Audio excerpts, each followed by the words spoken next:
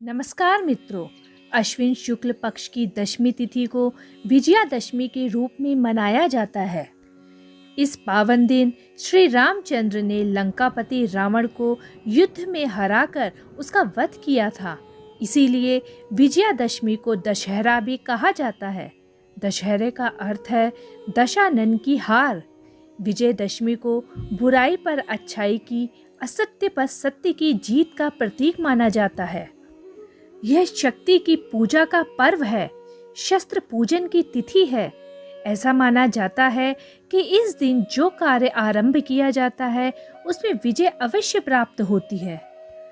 पुराणों में बताया गया है कि जब रावण ने माता सीता का हरण कर लिया था, तब भगवान श्री राम ने माता सीता को छुड़ाने के लिए लंका पर चढ़ाई करने से पूर्व ब्रह्मा जी के आदेशानुसार माँ दुर्गा की आराधना की थी, ताकि वह उनका आशीर्वाद प्राप्त कर सके। आदिशक्ति माँ जगदम्बा का पूजन नीलकमल के फूलों से किया जाना था। इसीलिए भगवान श्री राम ने हनुमान जी को 108 नीलकमल लाने के लिए भेजा। तब भगवान श्री राम की आज्ञा अनुसार हनुमान जी ने एक झील से यह नीलकमल तोड़े और भगवान श्री राम को लाकर दे दिए। इसके उपरांत भगवान श्री राम ने दुर्गा माँ की मूर्ति बनाकर उसकी पूजा करी और कहा कि जब तक मैं यह पूजा पूरी नहीं कर लेता, तब तक मैं इस स्थान से कहीं नहीं जाऊंगा। हे देवी भगवती, मेरी पूजा को स्वीकार करें।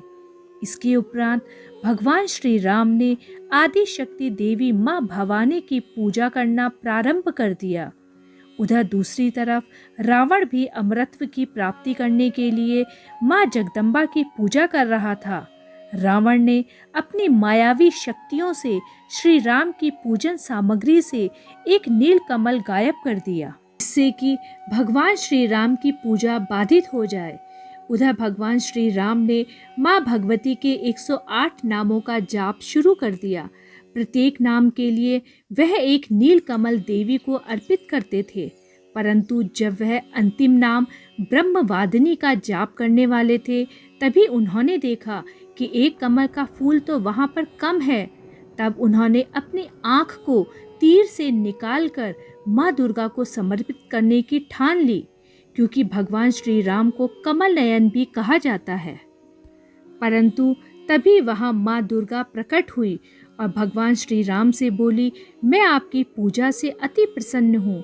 तब उन्होंने भगवान श्री राम को विजय श्री का आशीर्वाद दिया। इसके उपरांत देवी स्वयं श्री राम के अस्त्र शस्त्रों में विराजित हो गई।